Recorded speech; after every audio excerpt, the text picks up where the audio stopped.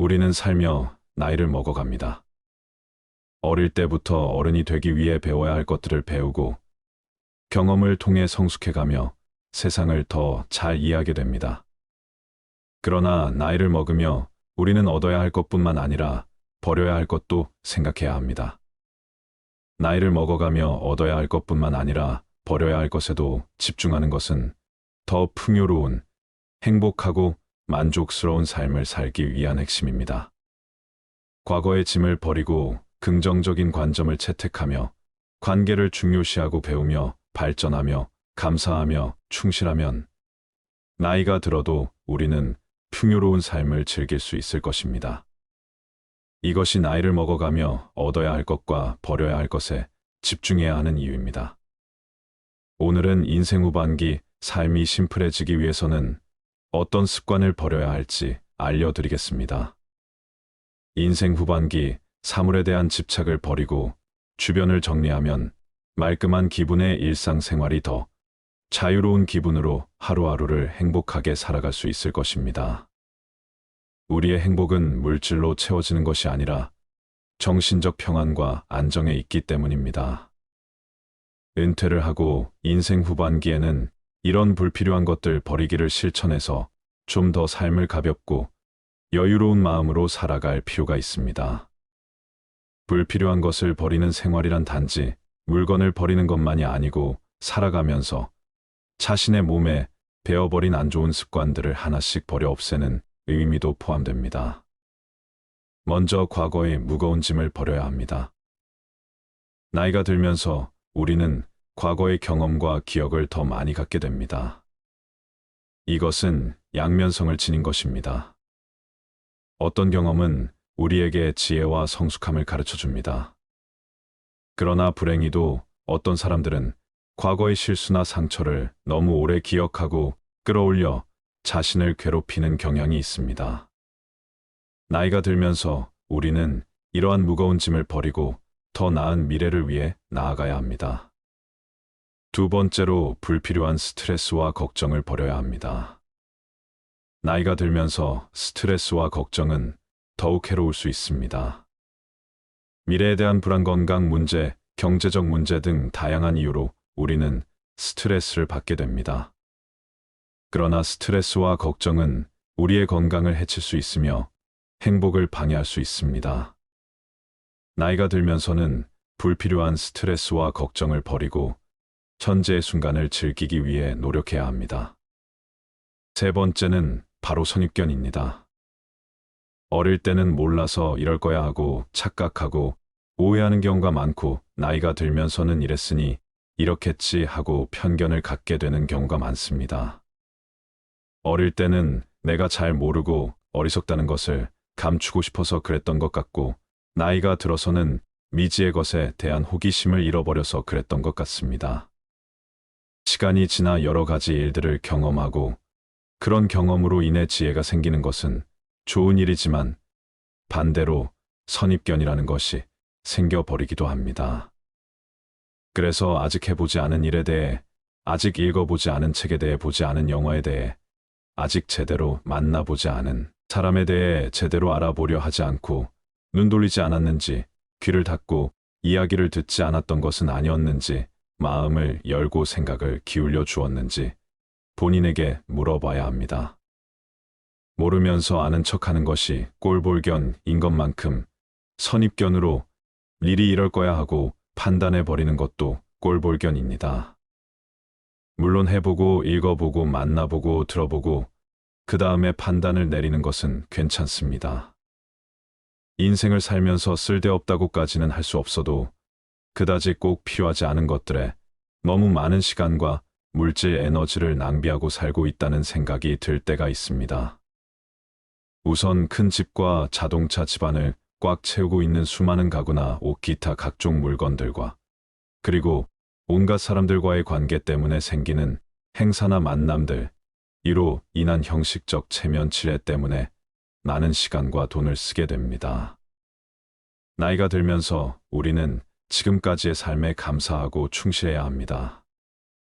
우리의 경험과 노력에 대한 감사의 마음을 가지고 더 나은 미래를 향해 나아가야 합니다. 또한 가족과 친구들에 대한 감사의 마음을 표현하고 나누는 것도 중요합니다.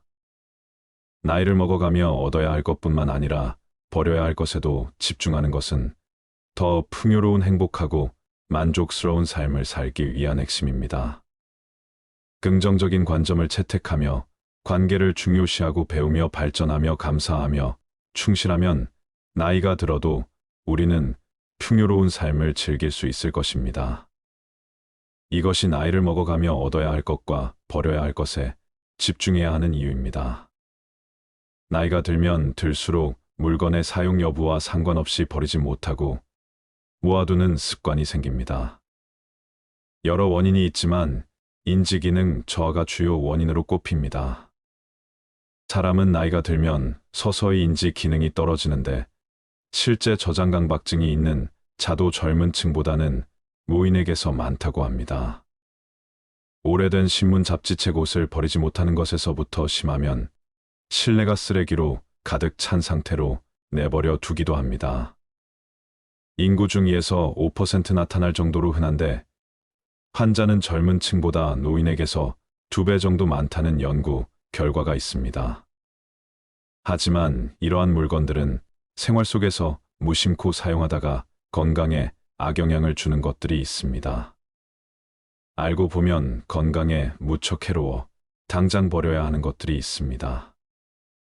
오늘은 안 아프고 건강하려면 65세 전까지 즉시 버려야 할 물건 5가지에 대해 알려드리겠습니다. 첫 번째, 오래된 약과 영양제. 집에 영양제가 쌓여 있는 분들 많으실 겁니다. 그런데 모든 영양제를 매일같이 잘 챙겨 드시나요? 어떤 영양제는 매일같이 꼼꼼히 챙겨 드시기도 하겠지만 어떤 영양제는 체질에 잘 맞지 않아 먹지 않고 한자리에 몇 년간 방치되기도 합니다. 아까워서 버리지 않고 가끔씩 드시는 분들도 있고요. 하지만 유통기한이 지나 변질된 영양제는 효능이 떨어질 뿐만 아니라 간에도 무리를 주기 때문에 반드시 버려야 합니다. 약도 영양제와 마찬가지입니다. 건강해지기 위해 먹는 것이므로 유통기한이 넘은 영양제와 약은 과감히 쓰레기통에 버려 건강을 지키시길 바랍니다. 두 번째, 플라스틱과 나무도마. 집에서 오래된 플라스틱 용기를 아무렇지 않게 사용하는 경우가 많습니다. 플라스틱 제품을 잘못 사용할 경우 건강에 치명적일 수 있습니다. 사용 중인 플라스틱 용기 중 PC 제품과 긁힌 상처가 많은 용기들을 모두 버리시기 바랍니다. 이러한 용기들은 가열할 때 유독 가스를 방출하는 물질인 비스페놀 A로 제조되었을 가능성이 매우 높습니다. 또 음식을 가열할 때 플라스틱 용기보다는 유리 용기를 사용하여 가열하는 것이 가장 좋습니다. 그리고 매일 우리는 집에서 도마를 사용해 음식을 만들어 먹습니다.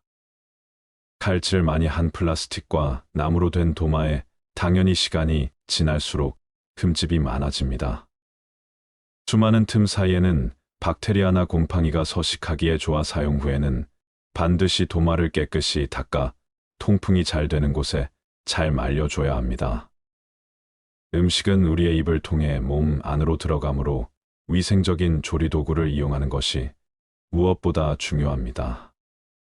세균과 곰팡이는 면역력을 떨어뜨리고 염증을 일으키기에 반드시 도마를 깨끗하게 유지하고 자주 바꿔 주도록 하세요.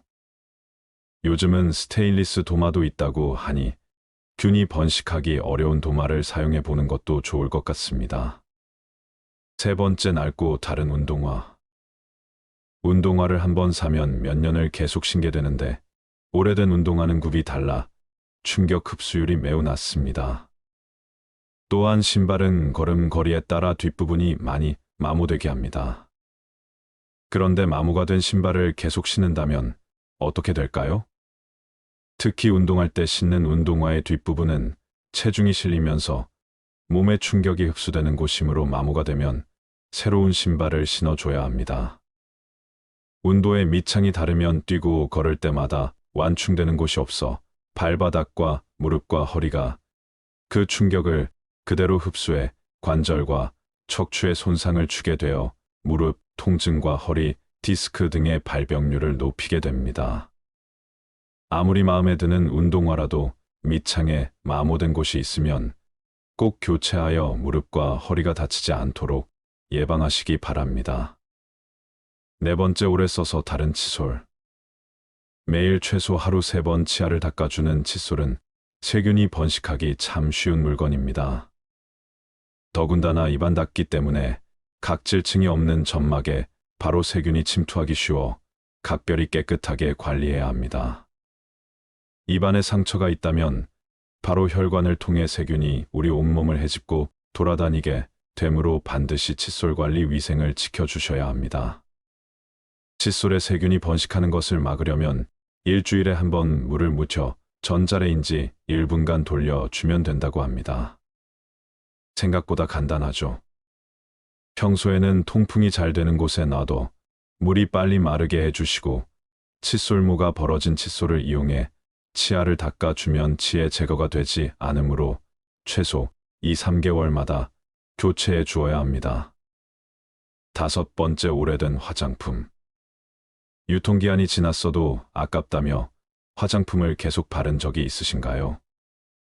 기초 화장품은 얼굴 전체에 매일 발라야 해서 그럴 일이 드물겠지만 색조 화장품은 기초 화장품에 비해 적은 부위에 바르고 기초 화장품만큼 빨리 닳지도 않아 몇 년 동안 사용하는 분들이 많은 것 같습니다. 하지만 색조 화장품도 기초 화장품과 마찬가지로 피부에 바로 닿는 물질이므로 반드시 유통기한을 지켜서 사용해야 합니다. 화장품은 사용하지 않는 동안 이 생물의 번식과 함께 오염될 수 있습니다. 특히 오래된 화장품은 세균, 곰팡이, 곤충 등의 미생물이 번식할 수 있는 환경입니다. 또한 일부 화장품에는 환경 호르몬이 포함되어 있을 수 있으며 장기적으로 건강에 해를 끼칠 수 있습니다. 특히 립스틱과 마스카라는 입과 눈의 점막에 바로 흡수될 수 있어 세균이 침투하기 쉬워 반드시 유통기한을 지켜야 한다고 합니다. 립스틱과 마스카라는 개봉 후 6개월까지 유통기한이라고 하니 참고하세요. 사용하지 않는 화장품은 즉시 버리는 것이 좋고 사용 중인 화장품은 꼭 유통기한을 체크하여 적절한 시기에 교체하세요.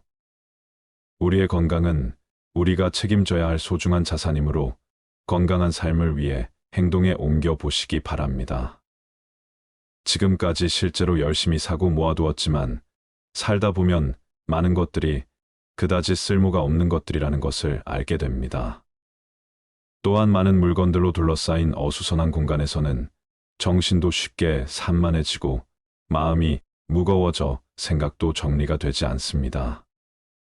그러므로 물건에 대한 집착을 버리고 주변을 가볍게 정리할 필요가 있습니다.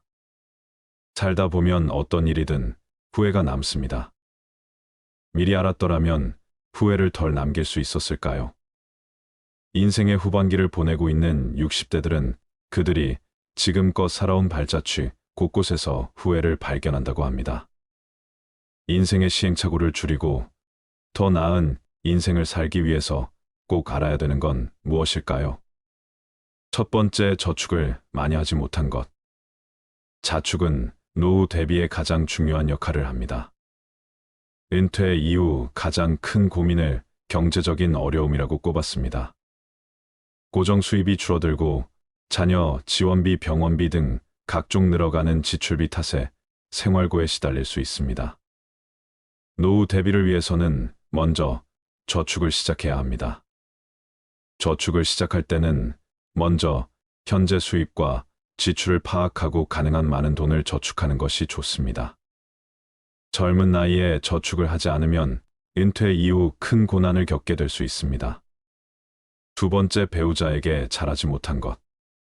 배우자는 평생을 함께 할 반려자입니다. 60대가 되어서도 배우자가 옆에 있다면 그야말로 그것 자체가 천복입니다. 그러나 상대방의 소중함을 쉽게 간과해버리고는 합니다. 나이가 들수록 곁에는 서로만 남게 되며 자식도 소용없습니다.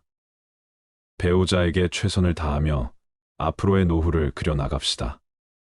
세 번째, 건강을 소홀하게 한 것. 건강이 중요하다는 사실을 모르는 사람은 없습니다. 하지만 젊어서는 그것을 잘 모르고 자기의 몸을 혹사시킵니다. 그거 하나 한다고 건강해지겠어 하고 무심히 지나쳤던 습관들이 사실은 평생 건강을 지키는 열쇠입니다. 건강을 유지하기 위해서는 규칙적인 운동과 올바른 식습관을 유지하는 것이 중요합니다. 많은 종류의 영양소를 저염식으로 골고루 섭취하세요. 영양 과잉과 결핍이 되지 않도록 철저한 관리가 필요합니다. 그 중에서도 특히 치아 관리를 잘해야 합니다. 치아는 하루아침에 좋아지지 않기 때문입니다. 또한 건강검진도 정기적으로 받아 건강한 삶을 유지하는 것이 좋습니다. 건강한 삶은 노후에 대비하는 가장 좋은 방법입니다. 오래 사는 것이 기본인 시대에 우리는 유병장수보다는 무병장수로 가야 합니다. 네 번째, 자식과 대화를 많이 하지 못한 것. 자식들과 평소에 대화를 많이 하지 않았다면 노년의 소중한 친구 하나를 잃는 셈입니다. 늙고 병들면 자식들에게 의지하게 됩니다. 자식과 친밀한 관계를 유지해야 후회 없는 자식 농사를 했다고 느낄 수 있을 것입니다. 뿐만 아니라 자식과 건강한 유대감을 형성하는 것은 노년의 정신적 안정감에도 도움을 줍니다. 자녀들과 진정으로 소통하지 못했다면 노년이 불행할 것입니다. 다섯 번째, 노년을 함께 할 친구를 못 만든 것. 배우자 다음으로 친구가 가장 큰 자산입니다. 취미 생활을 공유할 수 있는 친구, 자신의 속 얘기를 가감없이 털어놓을 수 있는 친구가 있다면 늙어서도 외롭지 않은 인생을 보낼 수 있을 것입니다. 자식들은 바쁘다고 얼굴 보기가 어려울 것입니다. 만일 평생을 함께 할 친구가 없다면 노년은 무척 외롭고 쓸쓸할 것입니다. 여섯 번째, 평생 할 수 있는 취미. 만들지 못한 것 취미라고 해서 골프 등과 같이 돈이 많이 들어가는 것일 필요는 없습니다. 등산과 가벼운 산책, 독서, 음악 감상 등과 같이 큰 돈이 필요 없는 것들도 많습니다. 취미를 갖게 된다면 평생 지루하지 않은 활력 있는 삶을 보낼 수 있을 것입니다. 또한 취미를 부부와 함께 하는 것이 가장 좋습니다. 친구들과 어울려 친목을 도모할 수 있는 취미 생활도 추천합니다.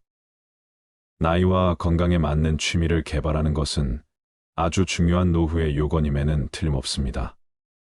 일곱 번째, 배움을 멈춘 것. 60대 공부하는 것은 지난 삶이 바빠서 하지 못한 공부를 하거나 여생에 필요한 지식을 습득하는 경우도 있고 또 단순히 시간을 보내는 한가로운 독서도 있습니다. 하지 못했던 배움을 한다는 것은 아주 소중한 시간입니다. 요즘에는 70대 이상의 노인들도 컴퓨터를 배우고 새로운 도전에 나서고 있습니다. 평생 공부하고 배우는 일을 멈춰서는 안 됩니다. 배우려는 열정이 있다면 인생이 모작도 가능하다고 전문가들은 조언합니다. 여덟 번째, 일기를 쓰고 기록을 남기지 못한 것. 은퇴한 나에 생각해보면 자신이 살아온 인생의 험하고 덧없이 느껴질 때도 있습니다. 그럴 때 평생 자신이 걸어온 발자취를 돌아보고 정리하는 것이 필요합니다. 그렇게 하기 위해서는 젊어서부터 기록을 남기는 습관이 필요합니다. 일기를 매일 쓰라고 말하는 것은 아닙니다. 다만 틈틈이 기록하고 사진 등을 남겨놓으면 나중에 자신의 삶을 정리하는 데 도움이 될 것입니다. 아홉 번째, 연금과 보험을 들지 못한 것. 노년기에는 뜻하지 않게 먹더니 들어가는 경우가 많습니다. 대부분 건강과 관련된 비용입니다. 60년대생들이나 그 이전에 태어난 사람들에게는 노후 준비에 대한 접근, 방식이 현대의 젊은 세대와는 다르게 해야 한다는 건데 노후 준비 시간이 상대적으로 적다는 점을 감안하여 고령자를 위한 특화된 투자 상품을 찾아볼 필요가 있습니다. 예를 들어 안정적인 수익률을 제공하는 연금, 상품이나 투자 상품 등을 활용할 수 있습니다. 또한 투자에 대한 전문적인 조언을 받기 위해 금융 전문가의 도움을 청하는 것도 좋은 방법입니다. 노후 준비는 재무적인 준비뿐만 아니라 건강 상태를 유지하는 것도 중요합니다. 이는 의료비 부담을 줄이는데 도움이 될 뿐만 아니라 더 나은 삶의 질을 유지하는 데도 기여합니다. 한 살이라도 어릴 때부터 경제와 재테크에 관심을 갖는 게 중요한데 이제는 선택이 아닌 필수인 시대인 것 같습니다. 이러한 돈을 아깝다고 생각하기보다 준비를 한다고 생각해야 합니다. 마지막으로 99%가 공감한 내 인생에 더 도전하고 여행을 많이 다니지 못한 것. 그때 했어야 했는데 그때 그 시절에 나만이 할 수 있었던 일이나 도전이 있었을 것입니다. 대부분의 사람들이 평생 살아오면서 가장 후회하는 것 중 하나가 도전을 하지 않았던 사실이라고 답했습니다. 이어 여행을 떠나지 않았던 사실을 안타까워했습니다. 자식 키우고 회사 일을 하느라 여유가 없었을 것입니다. 그래도 다른 돈을 아껴서 여행을 떠나라고 선배들은 조언합니다. 훗날 회상할 수 있는 좋은 추억을 마련해 놓는 셈입니다. 그동안 수고한 60대의 모든 삶을 응원합니다. 올해 85살인 할머니가 가장 후회되는 것 중 하나가 너무 많은 걱정을 하고 산 것이라고 말하였습니다. 할머니는 이렇게 말씀을 하셨다고 합니다. 걱정하지 마. 그냥 내가 걱정한다고 못 사는 자식이 잘 사는 것도 아니고 내가 걱정한다고 병이 낫는 것도 아니야. 걱정은 하는 게 아니야. 차라리 그냥 좋아지길 바라는 게 더 좋아. 그리고 마지막에 죽을 때 웃는 사람이 행복한 줄 알았는데 그게 아니야. 평상시에 걱정 없이 행복하게 웃는 게 진짜 행복한 거야. 행복은 저축처럼 안 쓰고 모아둔다고 모아지는 게 아니야. 행복할 땐 그냥 걱정 없이 행복해야 돼. 평상시에 걱정 없이 행복한 것이 진짜 행복한 사람인 거야. 모아두었다가 꺼내 쓸 수 있는 게 행복이 아니야. 그냥 걱정하지 마. 편히 그냥 그렇게 웃으며 살아. 그게 최고야. 근데 그걸 그동안 못했어. 너무 늦게 깨달은 거지. 이 말을 보고 참 생각이 많아지더군요. 그동안 제가 어떻게 살았는지도 뒤돌아보게 되고 그랬습니다. 이럴 때 어느 스님의 말씀이 생각이 나네요. 과거를 후회하며 삶의 오답을 찾으려 하지 마라. 삶은 정답이 될 수 있고 오답도 될 수 있다. 즉, 삶의 정답은 없다. 개개인 모두가 정답이 될 수 있고 모두가 오답의 가능성도 있다. 그런데 우리는 끊임없이 정답을 찾고 쫓는 것에 습관이 되어 있다. 그러면서 후회를 한다. 그럴 필요 없다.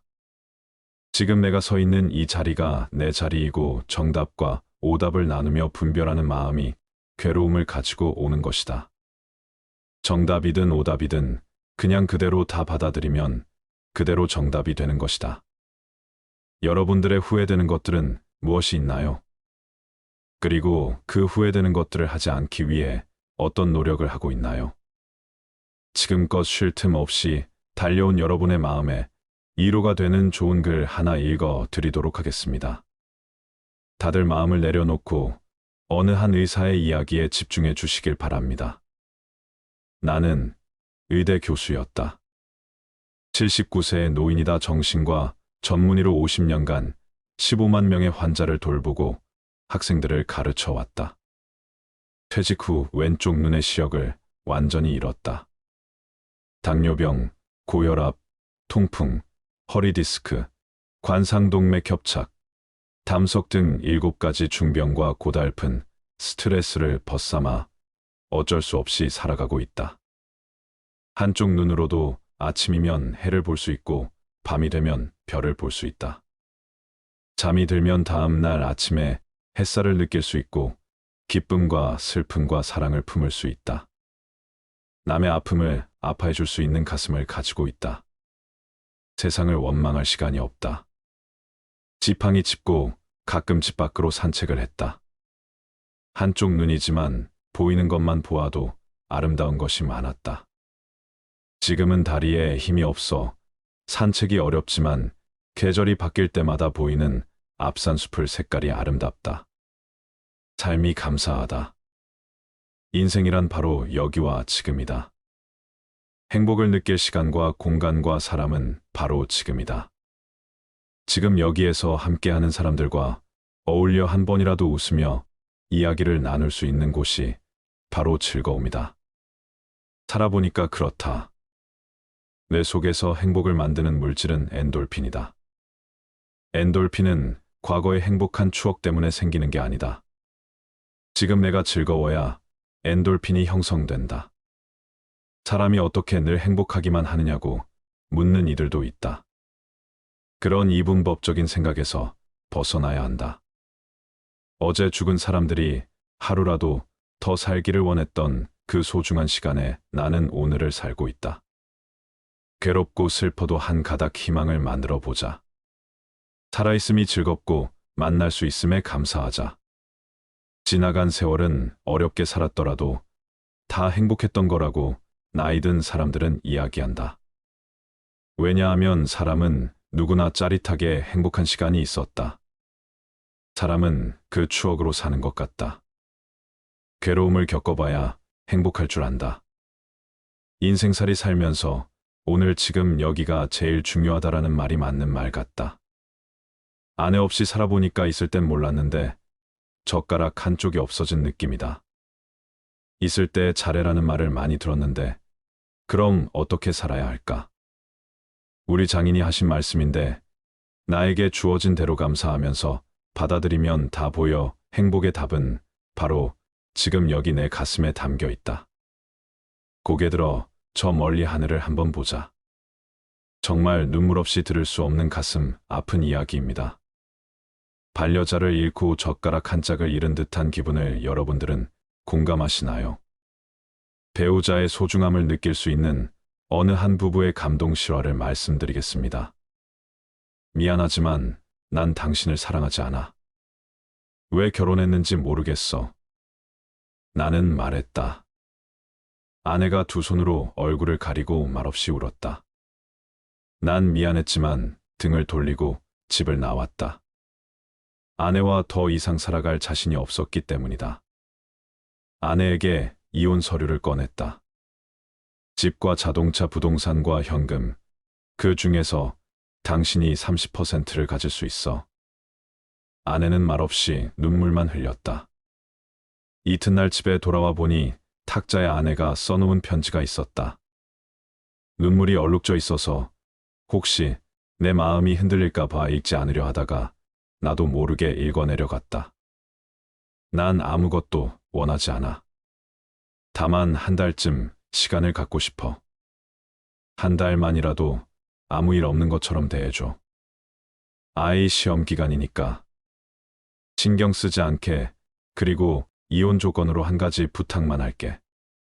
당신이 결혼 첫날 아침 출근할 때 나를 안아서 거실에서 현관까지 갔던 것처럼 한 달간만 그렇게 해줘. 이 여자가 미쳤나 이런 생각이 들었지만 한 달이면 끝날 일이니까라고 생각하며 그렇게 해주기로 했다. 첫날 거실에서 아내를 들어올려 안았을 때 몹시 어색했다. 몇 년간 우린 신체 접촉이 없었으니까. 집보를 걸어 현관까지 갔을 때 뒤에서 아이가 박수를 쳤다. 멋있다면서 나는 아이에게 웃음을 지어 보이며 아내를 내려놓고 출근했다. 둘째 날은 첫날보다 나아졌다. 아내는 내 가슴에 적극적으로 기댔고 블라우스에서는 향기가 났다. 피부의 잔주름을 보면서 그동안 모르는 사이 이렇게 됐구나 하는 생각이 들었다. 나와 결혼해 이렇게 되었구나 생각하니 조금 미안했다. 셋째 날, 넷째 날 아내를 들어 올렸을 때 오래전에 친밀함이 돌아오는 듯한 느낌이 들었다. 내게 자신의 10년을 바친 이 여자 다음 날 또 다음 날 아내를 안아 나르는 것이 익숙해졌다. 어느 날 아침 아내가 옷을 고르고 있었다.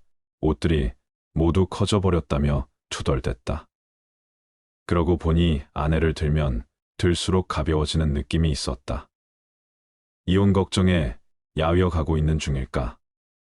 또 다른 아침 아들이 들어오더니 엄마를 안고 나갈 시간이에요라며 미소를 짓는다. 녀석에게 이 일이 이제 일상으로 자리 잡은 것이다. 아내는 아이를 꼭 껴안는다. 마음이 흔들리고 있다. 드디어 마지막 날이 왔다. 나는 아내와 헤어질 수 없다는 걸 알았다. 이혼을 취소하기로 했다. 회사에서 나온 뒤 꽃집에 들려 부케를 샀다. 부케에 나는 이제부터 죽을 때까지 당신을 아침마다 들어올릴게라고 써달라고 했다. 그리고 집으로 달려갔다. 여보, 미안해. 우리 헤어지지 말자. 난 당신을 여전히 사랑의 현관에 들어서자마자 나는 소리쳤다. 그런데 아무런 응답이 없었다. 안방으로 들어서자 아내는 잠든 듯 가만히 누워 있었다. 그녀는 숨져 있었다. 아내가 남긴 편지에서 위암 말기였다는 사실을 알았다. 아내는 자신의 시한부 삶을 받아들였고 아들에게 다정한 부모의 마지막 모습으로 기억하게 하고 싶었던 것일까. 부케를 떨어뜨리며 나는 주저앉은 채 아내를 안고 한없이 울었다. 위의 글은 외국인의 페이스북에 올라왔던 글입니다. 싫어하든 소설이든 사연이 가슴을 아프게 하네요. 우리는 날마다 함께하고 가깝게 접하는 것들에 대해서는 귀하고 가치 있다는 것을 모르는 경우가 많습니다. 그것이 얼마나 소중하다는 것도 인식하지 못하죠. 그러다 내 곁을 떠난 후에서야 깨닫게 되지요. 그때서야 가슴 치며 후회해도 소용없게 된답니다. 내 곁에 있는 소중한 사람, 오늘 하루 따뜻한 미소로 대하는 하루 만들어 보세요. 물고기는 물속에 있을 때는 그 어느 곳으로든 갈 수 있는 자유와 행복을 가지고 있습니다. 하지만 물고기는 자신이 자유롭고 행복한 존재라는 사실을 알지 못합니다. 사람들이 쳐놓은 그물에 걸려 땅 위에 올라오고 난 후에야 비로소 그때가 행복했었다는 사실을 알게 됩니다. 사람 또한 마찬가지 아닐까요? 가지고 있을 때는 모르다가 꼭 잃어버린 후에 아들이 늦게 행복이 무엇인지 깨닫게 되는 못난 습성. 행복은 공기 같은 것입니다. 보이지도 않고 만질 수도 없지만 어느 곳에나 있는 영국 속담 중에는 이런 것이 있습니다. 행복은 사라진 후에야 빛을 낸다. 사람들이 행복의 실체를 보고 만질 수 있다면 그것이 떠나가기 전에 소중히 다루련만 행복은 언제나 떠나가면서 제 모습을 사람들에게 보여준다는 말이겠죠. 우리는 살며 나이를 먹어갑니다. 어릴 때부터 어른이 되기 위해 배워야 할 것들을 배우고 경험을 통해 성숙해가며 세상을 더 잘 이해하게 됩니다. 그러나 나이를 먹으며 우리는 얻어야 할 것뿐만 아니라 버려야 할 것도 생각해야 합니다. 나이를 먹어가며 얻어야 할 것뿐만 아니라 버려야 할 것에도 집중하는 것은 더 풍요로운, 행복하고 만족스러운 삶을 살기 위한 핵심입니다. 과거의 짐을 버리고 긍정적인 관점을 채택하며 관계를 중요시하고 배우며 발전하며 감사하며 충실하면 나이가 들어도 우리는 풍요로운 삶을 즐길 수 있을 것입니다. 이것이 나이를 먹어가며 얻어야 할 것과 버려야 할 것에 집중해야 하는 이유입니다. 인생 후반기 사물에 대한 집착을 버리고 주변을 정리하면 말끔한 기분의 일상생활이 더 자유로운 기분으로 하루하루를 행복하게 살아갈 수 있을 것입니다. 우리의 행복은 물질로 채워지는 것이 아니라 정신적 평안과 안정에 있기 때문입니다. 은퇴를 하고 인생 후반기에는 이런 불필요한 것들 버리기를 실천해서 좀 더 삶을 가볍고 여유로운 마음으로 살아갈 필요가 있습니다. 불필요한 것을 버리는 생활이란 단지 물건을 버리는 것만이 아니고 살아가면서 자신의 몸에 배어버린 안 좋은 습관들을 하나씩 버려 없애는 의미도 포함됩니다. 먼저 과거의 무거운 짐을 버려야 합니다. 나이가 들면서 우리는 과거의 경험과 기억을 더 많이 갖게 됩니다. 이것은 양면성을 지닌 것입니다. 어떤 경험은 우리에게 지혜와 성숙함을 가르쳐 줍니다. 그러나 불행히도 어떤 사람들은 과거의 실수나 상처를 너무 오래 기억하고 끌어올려 자신을 괴롭히는 경향이 있습니다. 나이가 들면서 우리는 이러한 무거운 짐을 버리고 더 나은 미래를 위해 나아가야 합니다. 두 번째로 불필요한 스트레스와 걱정을 버려야 합니다. 나이가 들면서 스트레스와 걱정은 더욱 해로울 수 있습니다. 미래에 대한 불안, 건강 문제, 경제적 문제 등 다양한 이유로 우리는 스트레스를 받게 됩니다. 그러나 스트레스와 걱정은 우리의 건강을 해칠 수 있으며 행복을 방해할 수 있습니다. 나이가 들면서는 불필요한 스트레스와 걱정을 버리고 현재의 순간을 즐기기 위해 노력해야 합니다. 세 번째는 바로 선입견입니다. 어릴 때는 몰라서 이럴 거야 하고 착각하고 오해하는 경우가 많고, 나이가 들면서는 이랬으니 이렇겠지 하고 편견을 갖게 되는 경우가 많습니다. 어릴 때는 내가 잘 모르고 어리석다는 것을 감추고 싶어서 그랬던 것 같고, 나이가 들어서는 미지의 것에 대한 호기심을 잃어버려서 그랬던 것 같습니다. 시간이 지나 여러 가지 일들을 경험하고 그런 경험으로 인해 지혜가 생기는 것은 좋은 일이지만, 반대로 선입견이라는 것이 생겨버리기도 합니다. 그래서 아직 해보지 않은 일에 대해, 아직 읽어보지 않은 책에 대해, 보지 않은 영화에 대해, 아직 제대로 만나보지 않은 사람에 대해 제대로 알아보려 하지 않고, 눈 돌리지 않았는지, 귀를 닫고 이야기를 듣지 않았던 것은 아니었는지, 마음을 열고 생각을 기울여 주었는지 본인에게 물어봐야 합니다. 모르면서 아는 척하는 것이 꼴볼견인 것만큼 선입견으로 일이 이럴 거야 하고 판단해버리는 것도 꼴볼견입니다. 물론 해보고 읽어보고 만나보고 들어보고 그 다음에 판단을 내리는 것은 괜찮습니다. 인생을 살면서 쓸데없다고까지는 할 수 없어도 그다지 꼭 필요하지 않은 것들에 너무 많은 시간과 물질 에너지를 낭비하고 살고 있다는 생각이 들 때가 있습니다.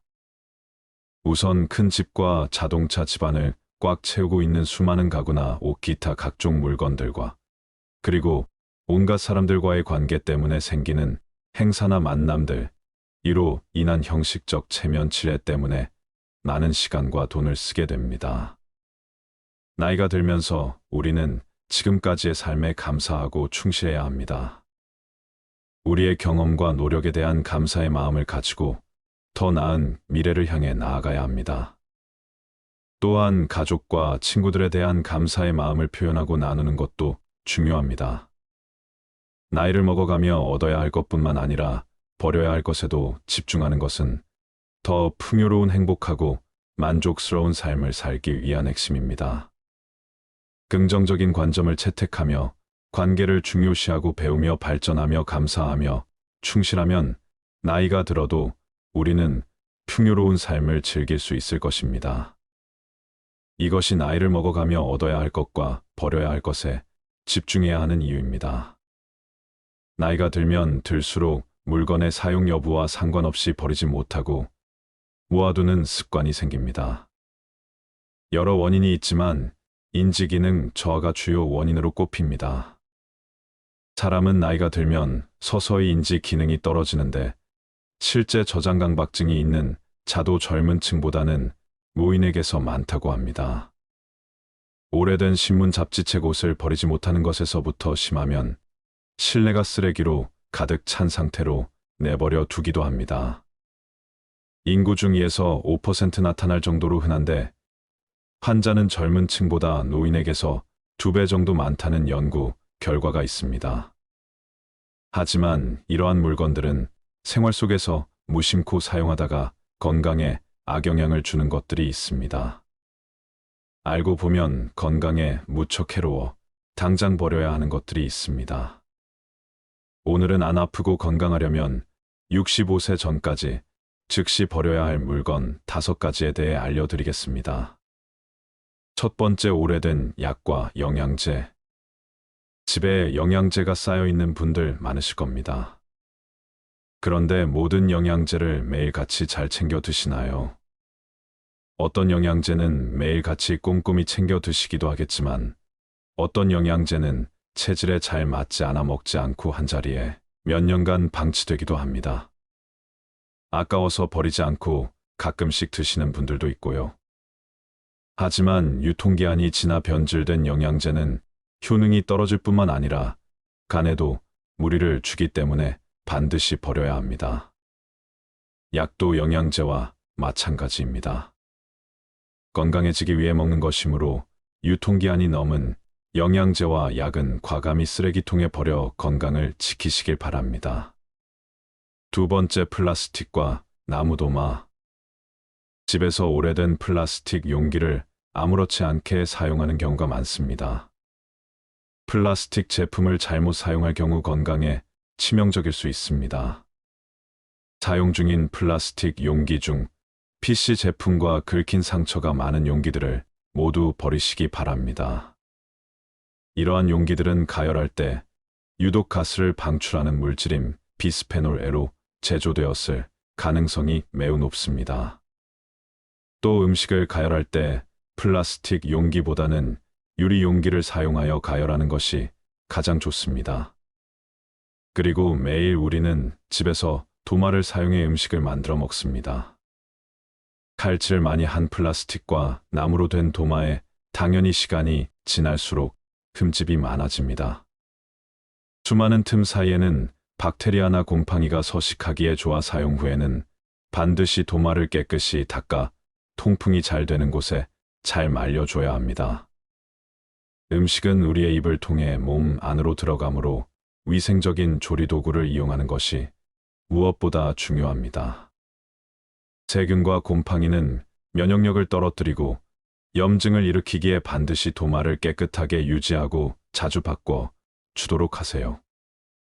요즘은 스테인리스 도마도 있다고 하니 균이 번식하기 어려운 도마를 사용해 보는 것도 좋을 것 같습니다. 세 번째, 낡고 다른 운동화. 운동화를 한번 사면 몇 년을 계속 신게 되는데 오래된 운동화는 굽이 달라 충격 흡수율이 매우 낮습니다. 또한 신발은 걸음걸이에 따라 뒷부분이 많이 마모되게 합니다. 그런데 마모가 된 신발을 계속 신는다면 어떻게 될까요? 특히 운동할 때 신는 운동화의 뒷부분은 체중이 실리면서 몸의 충격이 흡수되는 곳이므로 마모가 되면 새로운 신발을 신어줘야 합니다. 운동의 밑창이 다르면 뛰고 걸을 때마다 완충되는 곳이 없어 발바닥과 무릎과 허리가 그 충격을 그대로 흡수해 관절과 척추에 손상을 주게 되어 무릎, 통증과 허리, 디스크 등의 발병률을 높이게 됩니다. 아무리 마음에 드는 운동화라도 밑창에 마모된 곳이 있으면 꼭 교체하여 무릎과 허리가 다치지 않도록 예방하시기 바랍니다. 네 번째, 오래 써서 다른 칫솔. 매일 최소 하루 3번 치아를 닦아주는 칫솔은 세균이 번식하기 참 쉬운 물건입니다. 더군다나 입안 닦기 때문에 각질층이 없는 점막에 바로 세균이 침투하기 쉬워 각별히 깨끗하게 관리해야 합니다. 입안에 상처가 있다면 바로 혈관을 통해 세균이 우리 온몸을 헤집고 돌아다니게 되므로 반드시 칫솔 관리 위생을 지켜주셔야 합니다. 칫솔에 세균이 번식하는 것을 막으려면 일주일에 한 번 물을 묻혀 전자레인지 1분간 돌려주면 된다고 합니다. 생각보다 간단하죠. 평소에는 통풍이 잘 되는 곳에 놔둬 물이 빨리 마르게 해주시고 칫솔모가 벌어진 칫솔을 이용해 치아를 닦아주면 치해 제거가 되지 않으므로 최소 2~3개월마다 교체해 주어야 합니다. 다섯 번째, 오래된 화장품. 유통기한이 지났어도 아깝다며 화장품을 계속 바른 적이 있으신가요? 기초 화장품은 얼굴 전체에 매일 발라야 해서 그럴 일이 드물겠지만 색조 화장품은 기초 화장품에 비해 적은 부위에 바르고 기초 화장품만큼 빨리 닳지도 않아 몇 년 동안 사용하는 분들이 많은 것 같습니다. 하지만 색조 화장품도 기초 화장품과 마찬가지로 피부에 바로 닿는 물질이므로 반드시 유통기한을 지켜서 사용해야 합니다. 화장품은 사용하지 않는 동안 이 생물의 번식과 함께 오염될 수 있습니다. 특히 오래된 화장품은 세균, 곰팡이, 곤충 등의 미생물이 번식할 수 있는 환경입니다. 또한 일부 화장품에는 환경 호르몬이 포함되어 있을 수 있으며 장기적으로 건강에 해를 끼칠 수 있습니다. 특히 립스틱과 마스카라는 입과 눈의 점막에 바로 흡수될 수 있어 세균이 침투하기 쉬워 반드시 유통기한을 지켜야 한다고 합니다. 립스틱과 마스카라는 개봉 후 6개월까지 유통기한이라고 하니 참고하세요. 사용하지 않는 화장품은 즉시 버리는 것이 좋고 사용 중인 화장품은 꼭 유통기한을 체크하여 적절한 시기에 교체하세요. 우리의 건강은 우리가 책임져야 할 소중한 자산이므로 건강한 삶을 위해 행동에 옮겨 보시기 바랍니다. 지금까지 실제로 열심히 사고 모아두었지만 살다 보면 많은 것들이 그다지 쓸모가 없는 것들이라는 것을 알게 됩니다. 또한 많은 물건들로 둘러싸인 어수선한 공간에서는 정신도 쉽게 산만해지고 마음이 무거워져 생각도 정리가 되지 않습니다. 그러므로 물건에 대한 집착을 버리고 주변을 가볍게 정리할 필요가 있습니다. 살다 보면 어떤 일이든 후회가 남습니다. 미리 알았더라면 후회를 덜 남길 수 있었을까요? 인생의 후반기를 보내고 있는 60대들은 그들이 지금껏 살아온 발자취 곳곳에서 후회를 발견한다고 합니다. 인생의 시행착오를 줄이고 더 나은 인생을 살기 위해서 꼭 알아야 되는 건 무엇일까요? 첫 번째, 저축을 많이 하지 못한 것. 자축은 노후 대비에 가장 중요한 역할을 합니다. 은퇴 이후 가장 큰 고민을 경제적인 어려움이라고 꼽았습니다. 고정 수입이 줄어들고 자녀 지원비, 병원비 등 각종 늘어가는 지출비 탓에 생활고에 시달릴 수 있습니다.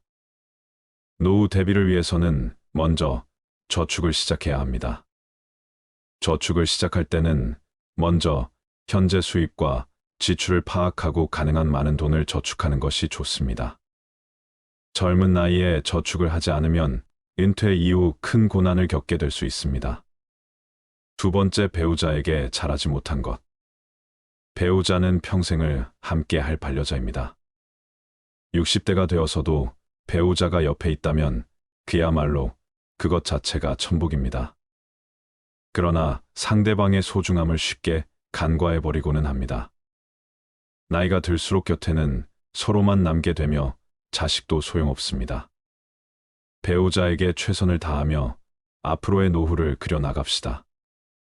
세 번째, 건강을 소홀하게 한 것. 건강이 중요하다는 사실을 모르는 사람은 없습니다. 하지만 젊어서는 그것을 잘 모르고 자기의 몸을 혹사시킵니다. 그거 하나 한다고 건강해지겠어 하고 무심히 지나쳤던 습관들이 사실은 평생 건강을 지키는 열쇠입니다. 건강을 유지하기 위해서는 규칙적인 운동과 올바른 식습관을 유지하는 것이 중요합니다. 많은 종류의 영양소를 저염식으로 골고루 섭취하세요. 영양 과잉과 결핍이 되지 않도록 철저한 관리가 필요합니다. 그 중에서도 특히 치아 관리를 잘해야 합니다. 치아는 하루아침에 좋아지지 않기 때문입니다. 또한 건강검진도 정기적으로 받아 건강한 삶을 유지하는 것이 좋습니다. 건강한 삶은 노후에 대비하는 가장 좋은 방법입니다. 오래 사는 것이 기본인 시대에 우리는 유병장수보다는 무병장수로 가야 합니다. 네 번째, 자식과 대화를 많이 하지 못한 것. 자식들과 평소에 대화를 많이 하지 않았다면 노년의 소중한 친구 하나를 잃는 셈입니다.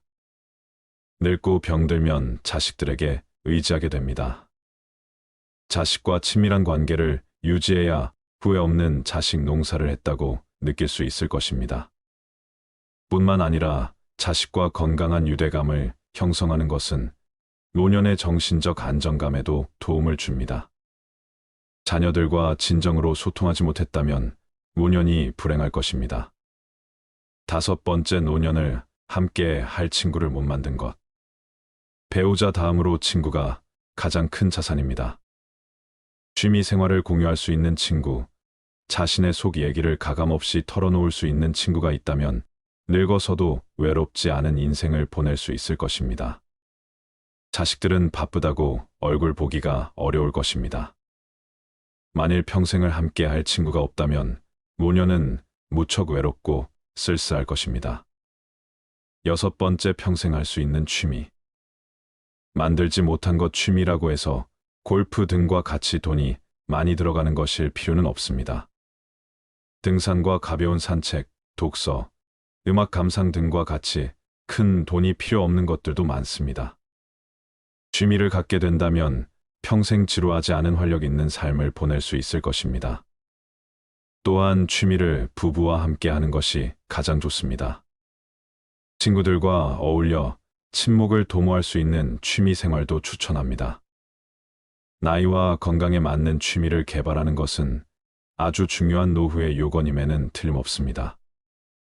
일곱 번째, 배움을 멈춘 것. 60대 공부하는 것은 지난 삶이 바빠서 하지 못한 공부를 하거나 여생에 필요한 지식을 습득하는 경우도 있고, 또 단순히 시간을 보내는 한가로운 독서도 있습니다. 하지 못했던 배움을 한다는 것은 아주 소중한 시간입니다. 요즘에는 70대 이상의 노인들도 컴퓨터를 배우고 새로운 도전에 나서고 있습니다. 평생 공부하고 배우는 일을 멈춰서는 안 됩니다. 배우려는 열정이 있다면 인생이 모작도 가능하다고 전문가들은 조언합니다. 여덟 번째, 일기를 쓰고 기록을 남기지 못한 것. 은퇴한 나에 생각해보면 자신이 살아온 인생의 험하고 덧없이 느껴질 때도 있습니다. 그럴 때 평생 자신이 걸어온 발자취를 돌아보고 정리하는 것이 필요합니다. 그렇게 하기 위해서는 젊어서부터 기록을 남기는 습관이 필요합니다. 일기를 매일 쓰라고 말하는 것은 아닙니다. 다만 틈틈이 기록하고 사진 등을 남겨놓으면 나중에 자신의 삶을 정리하는 데 도움이 될 것입니다. 아홉 번째, 연금과 보험을 들지 못한 것. 노년기에는 뜻하지 않게 먹더니 들어가는 경우가 많습니다. 대부분 건강과 관련된 비용입니다. 60년대생들이나 그 이전에 태어난 사람들에게는 노후 준비에 대한 접근 방식이 현대의 젊은 세대와는 다르게 해야 한다는 건데, 노후 준비 시간이 상대적으로 적다는 점을 감안하여 고령자를 위한 특화된 투자 상품을 찾아볼 필요가 있습니다. 예를 들어 안정적인 수익률을 제공하는 연금, 상품이나 투자 상품 등을 활용할 수 있습니다. 또한 투자에 대한 전문적인 조언을 받기 위해 금융 전문가의 도움을 청하는 것도 좋은 방법입니다. 노후 준비는 재무적인 준비뿐만 아니라 건강 상태를 유지하는 것도 중요합니다. 이는 의료비 부담을 줄이는데 도움이 될 뿐만 아니라 더 나은 삶의 질을 유지하는 데도 기여합니다. 한 살이라도 어릴 때부터 경제와 재테크에 관심을 갖는 게 중요한데, 이제는 선택이 아닌 필수인 시대인 것 같습니다. 이러한 돈을 아깝다고 생각하기보다 준비를 한다고 생각해야 합니다. 마지막으로 99%가 공감한 내 인생에 더 도전하고 여행을 많이 다니지 못한 것. 그때 했어야 했는데, 그때 그 시절에 나만이 할 수 있었던 일이나 도전이 있었을 것입니다. 대부분의 사람들이 평생 살아오면서 가장 후회하는 것 중 하나가 도전을 하지 않았던 사실이라고 답했습니다. 이어 여행을 떠나지 않았던 사실을 안타까워했습니다. 자식 키우고 회사 일을 하느라 여유가 없었을 것입니다. 그래도 다른 돈을 아껴서 여행을 떠나라고 선배들은 조언합니다. 훗날 회상할 수 있는 좋은 추억을 마련해 놓는 셈입니다.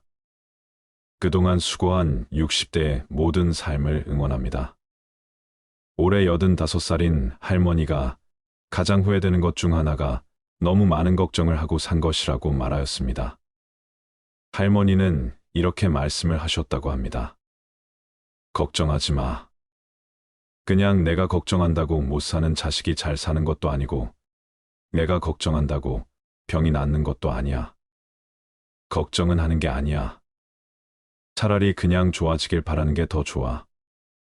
그리고 마지막에 죽을 때 웃는 사람이 행복한 줄 알았는데 그게 아니야.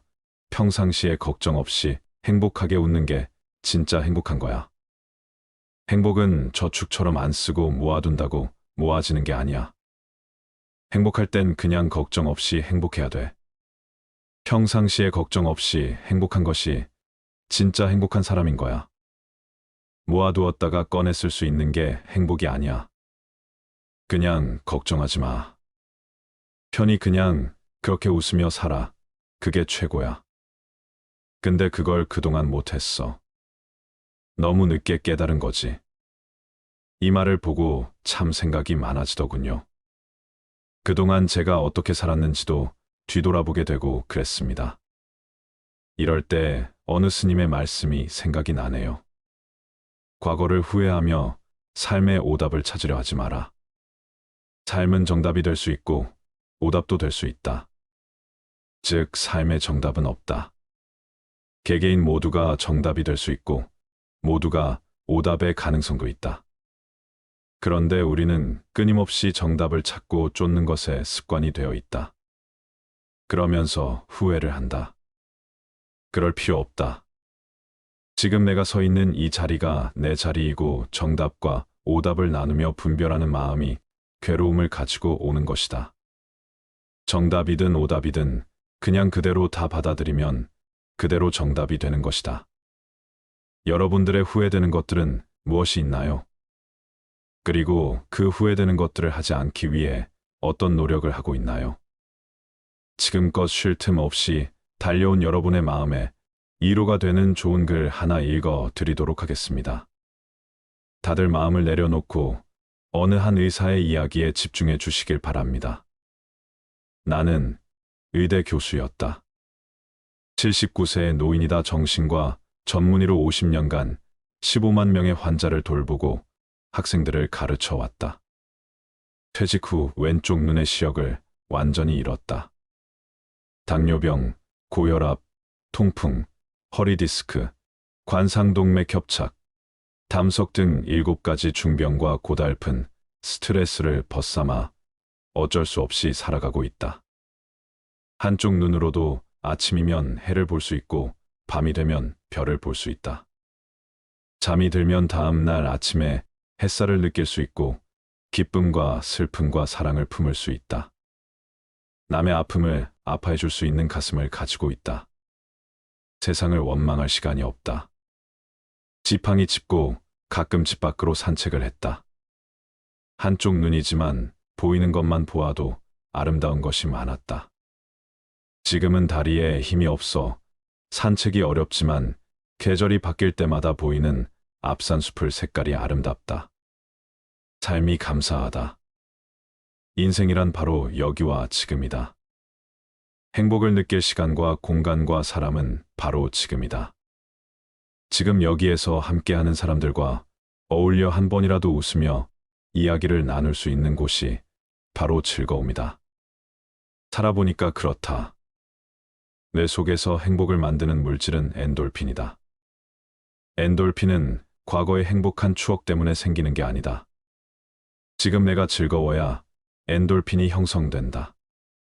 사람이 어떻게 늘 행복하기만 하느냐고 묻는 이들도 있다. 그런 이분법적인 생각에서 벗어나야 한다.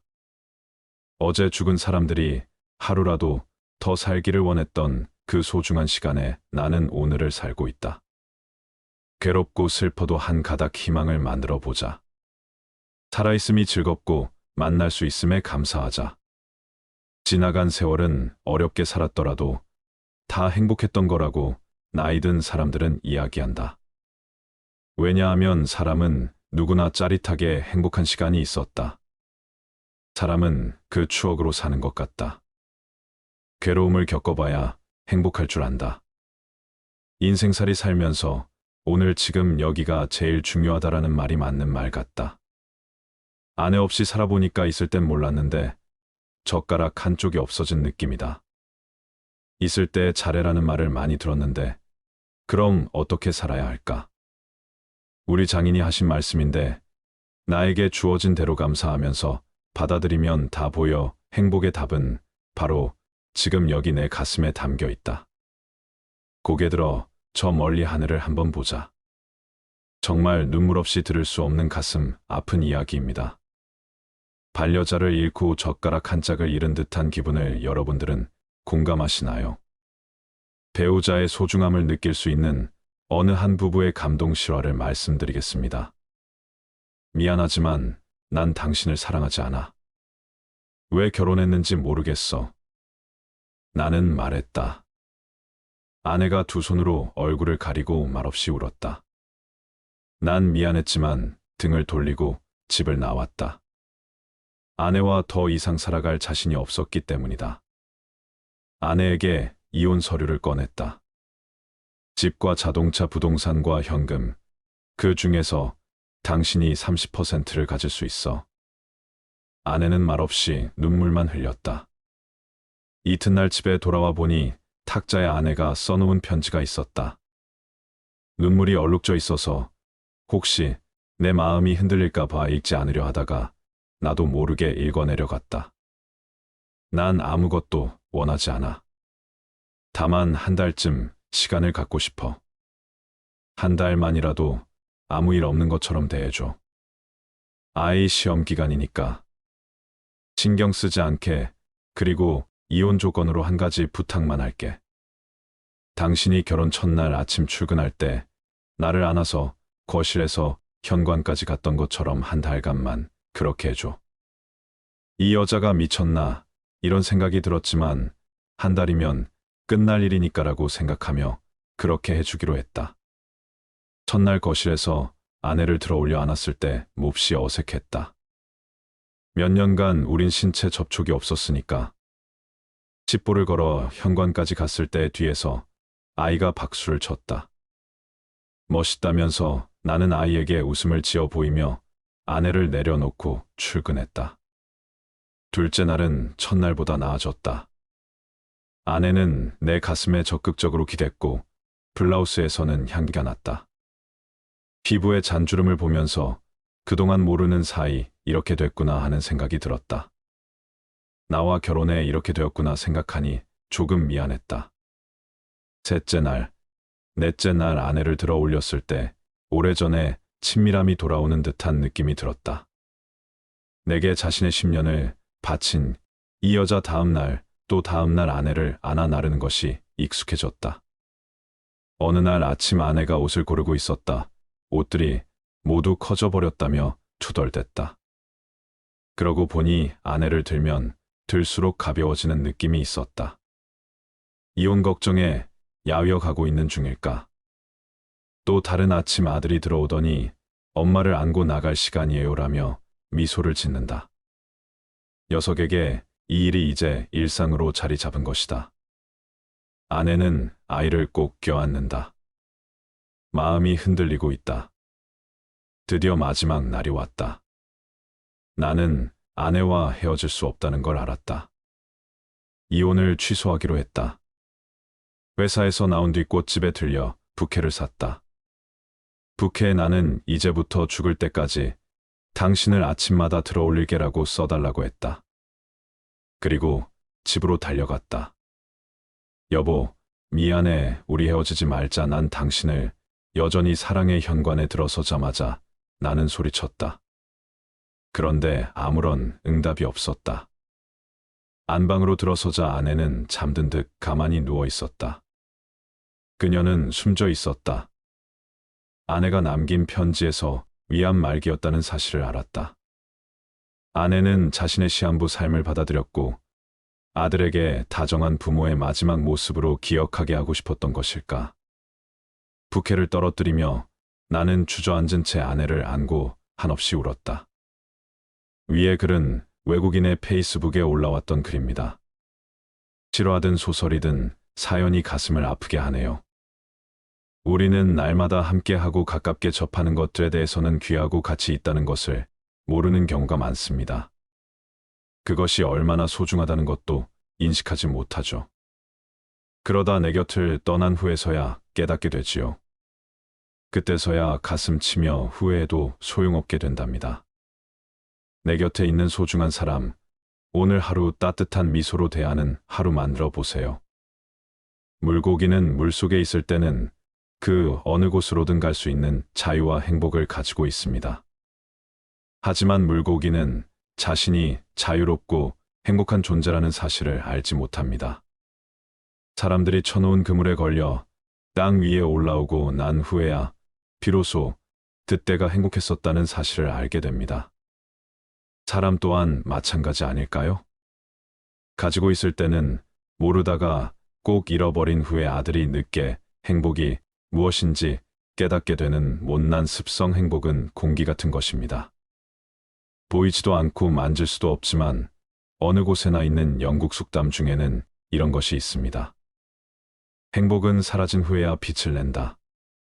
사람들이 행복의 실체를 보고 만질 수 있다면 그것이 떠나가기 전에 소중히 다루련만 행복은 언제나 떠나가면서 제 모습을 사람들에게 보여준다는 말이겠죠. 이 영상을 보신 모든 분들은 오래오래 장수하시며 후회 없는 노후를 만들어 나가시길 간절히 기원합니다.